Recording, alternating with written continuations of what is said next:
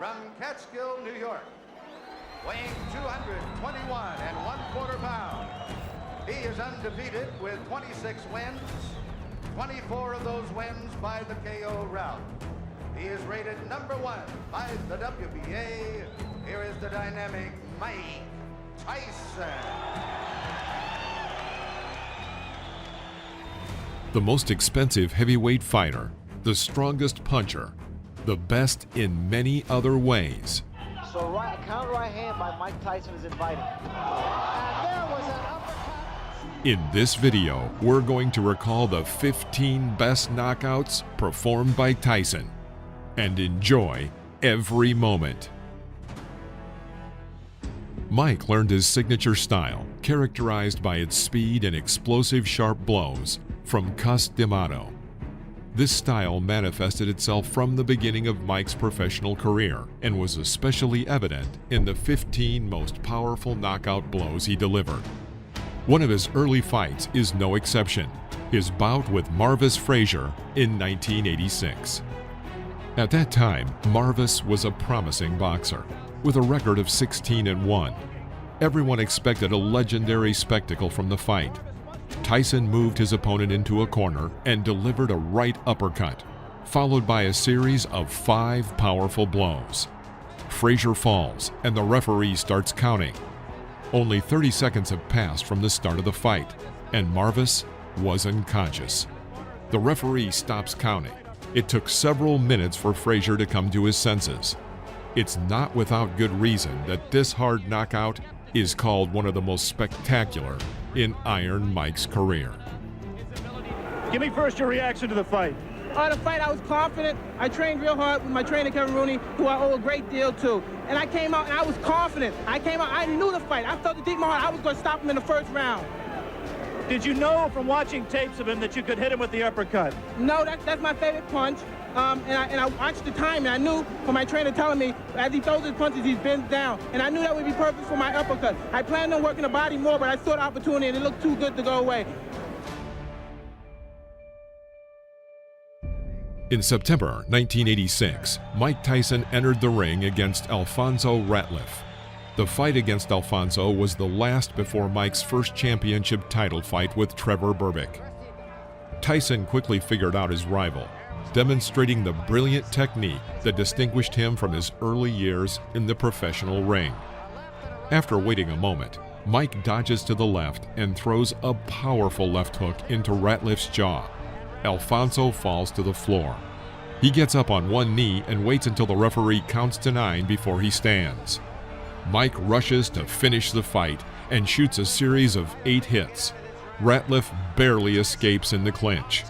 After the referee separates the fighters, Tyson begins beating Ratliff near the ropes and ends up finishing him in the second round.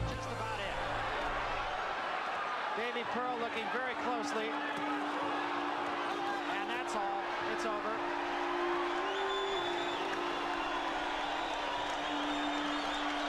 The bicycle had a flat tire. Tyson's strength is both impressive and terrifying. Our next example is the fight with Trevor Berbick in November of '86. At that time, Trevor was the reigning heavyweight champion of the world.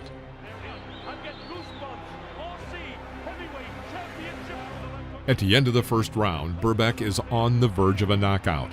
He has already missed several incoming hard punches, but is still on his feet. At the beginning of the second round, Tyson knocks him down and continues the attack with an uppercut to the jaw, then a left hook to the head. Berbick tries 3 times to get up, but keeps falling back to the floor. The referee stops the fight. The result is a technical knockout, making Tyson the youngest world heavyweight champion.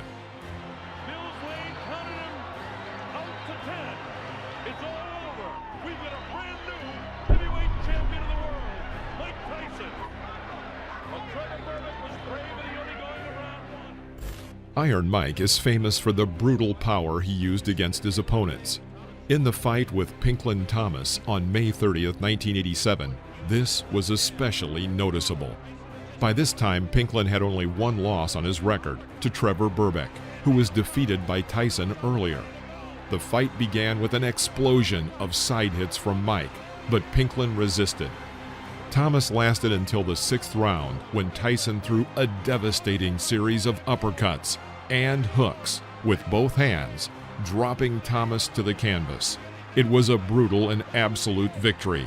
In his autobiography, Tyson later said that he hit Pinklin with everything he had, not caring what would happen to him.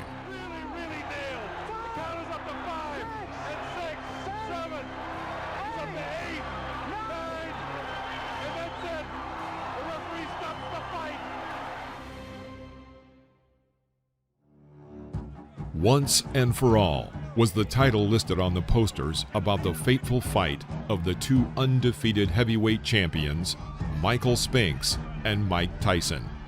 In 1988, this was perhaps the most important event in the world of professional boxing. Tickets cost more than $1,500, and such celebrities as Madonna, Oprah Winfrey, and Sylvester Stallone came to see the spectacle. The hall was full of stars. Normally have been in the past. Now watch Tyson jump right into his chest. In the middle of the first round, Tyson throws an uppercut to the chin using a right hook. Spinks falls. The referee counts to 3, and he rises. A powerful left-right combination to the head, and Spinks again is lying on the canvas. 91 seconds into round 1, and the fight is over. The fight became not only known for its short duration, but also for the staggering fees paid to the boxers, $22 million and $13.5 million. The Ring magazine named this one-round fight the fight of the year. Instinct as a champion and as a winner was to try to fight back. Many of Tyson's opponents were knocked out for the first time in fights with him. The same happened in the fight with another boxing icon, Larry Holmes. Before the start of the fight, Holmes insulted Tyson several times, and this did not set well with Tyson.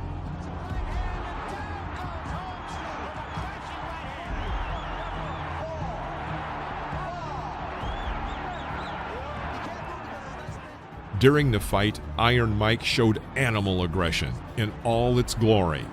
The fight ended in the 4th round, delivering an extremely humiliating defeat for Holmes, who was knocked down 3 times. In the end, after the knockout, Larry had an episode of fainting and shock. He needed a doctor to get up. Larry Holmes subsequently considered this fight his only defeat and called Tyson a real champion.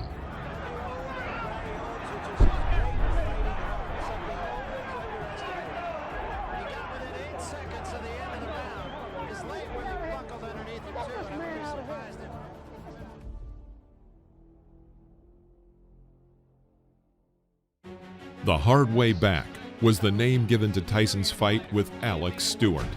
After suffering a defeat in the fight with Buster Douglas, losing his title, and damaging his reputation, Tyson actively tried to restore both, and he succeeded. 10 seconds into the fight, and Stewart was knocked down with 2 speedy right punches. He got up on the count of 5 and was knocked down again about a minute in.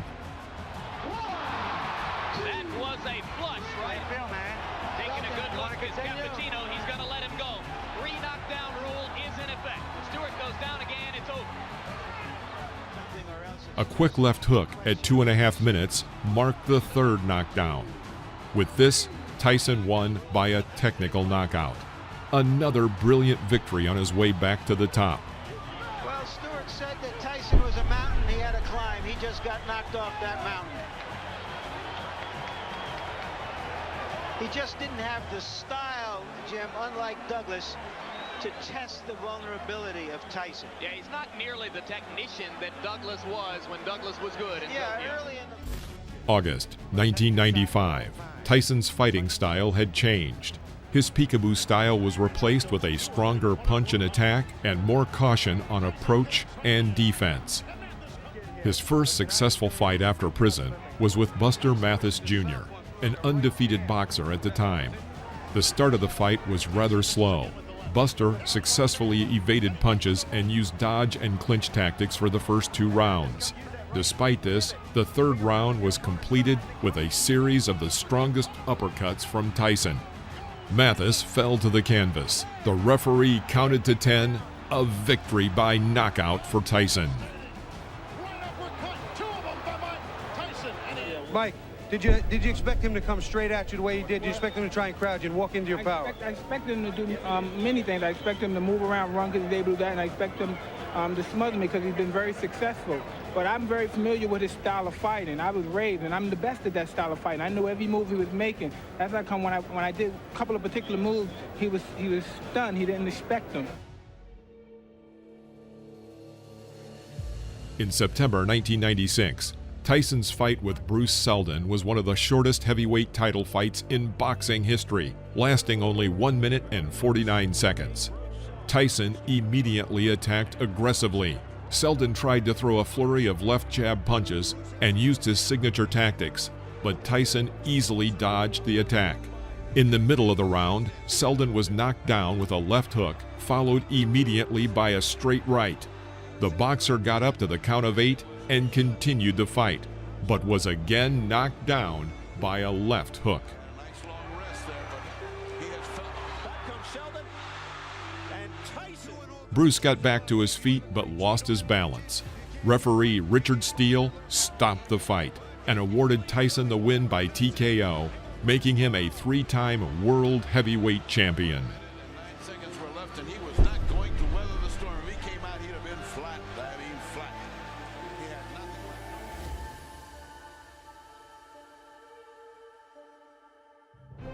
The end of the 90s was not an easy time for Tyson. After a stint in prison and the revocation of his boxing license due to the fight with Holyfield, the frequency of his fights changed. About once every 6 months, he held fights with high-ranking athletes. One of these fights was with Francois Botha. Mike had been preparing for only a month and a half, apparently underestimating his opponent. Botha had the advantage during the first 4 rounds and led over Tyson, who seemed to be unsure of himself. Several times the fight went past the bell, and the fighters had to be separated, and points were detracted.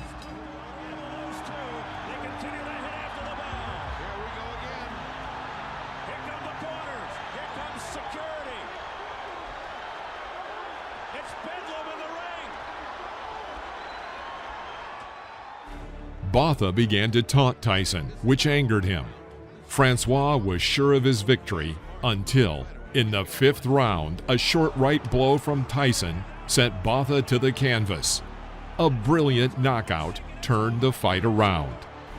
Tyson has returned. One right hand equals, neutralizes everything that was happening to him. That's what happens when you got a great. January 2000, Tyson fights in Europe against the champion of Great Britain, Julius Francis.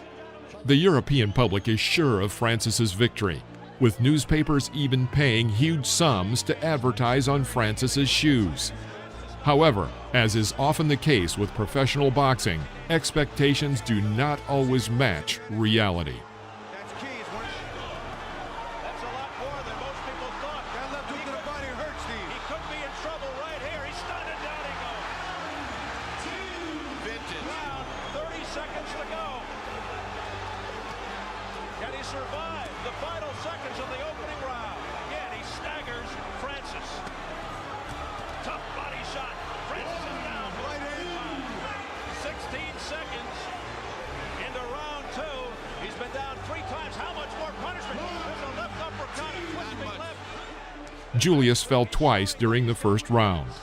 After a 5th fall, the referee stopped the fight in the 2nd round. The fight ended with a knockout at 58 seconds in round 2. As I've seen him look in the last few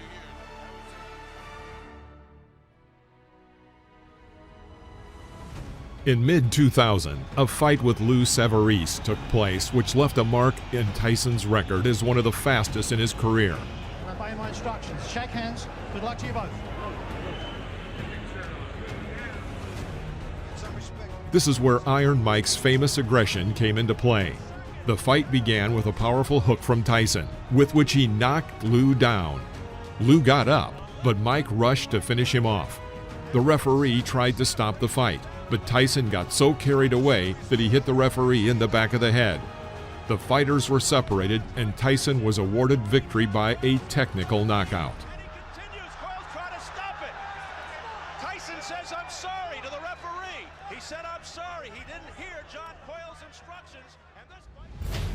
Everyone expected the fight with Polish boxer Andrew Golota to be aggressive, since both fighters were known for rough tactics. Golota was known for low blows, and Tyson for fighting after the bell. Tyson started the fight with his characteristic aggression. Golota made good use of the left jab and his height advantage. In the last 30 seconds, Tyson threw several strong punches, one of which hit the target. Next, another powerful right cross, and Golota was on the floor, bleeding from a cut over his left eye. Same right handed up in that cut, Steve. A blast knockdown. He got up quickly. Here are the final seconds of round one. And there's the bell. After the first round, Golota twice asked his trainer to stop the fight. Between the second and third rounds, Golota told his corner that he would not continue and began walking around the ring. Despite the encouragement of his coach and attendants, Golota refused to continue the fight. After the third bell, the referee raised Tyson's hand, a technical knockout. Spectators would remember this spectacle for a long time. October 2001, another fight outside the U.S. The fight was with the Danish fighter Brian Nielsen, who was known as one of the dirtiest fighters. 25,000 spectators came to watch this fight. From the first round, Nielsen was under a hail of blows from Tyson. Body and the head now. Big right hand to the head by Tyson, followed up by a left uppercut. Nice punching. Oh, quick combination to the head, and down goes Nielsen. We got to go with a clean uppercut, a hook in the right hand, and another hook. He is in trouble. Down for the second time in his career. In the third round, Tyson hit Nielsen below the belt, clearly causing him great pain. The fight resumed, but the situation did not change. And after the sixth round, Nielsen refused to continue the fight. An impressive fee of $13 million and a technical knockout again went to Iron Mike. Staying on his stool. He had every opportunity to continue. Steve Stroger said, "I want to hear your words." The last knockout in Tyson's professional career was in a fight with Clifford Etienne on February 22, 2003. Etienne at the time was one of the most spectacular boxers of the early 2000s, according to The Ring. There were rumors about Tyson's poor physical fitness, and reporters were constantly looking for new gossip. The fight was one of the shortest held by Tyson. After a rather slow start, he threw a right hook that knocked Clifford to the floor. The referee counted to 10, but Etienne was still on the floor. At 49 seconds of the first round, Etienne was knocked out, concluding Mike's legendary knockouts. Mike Tyson.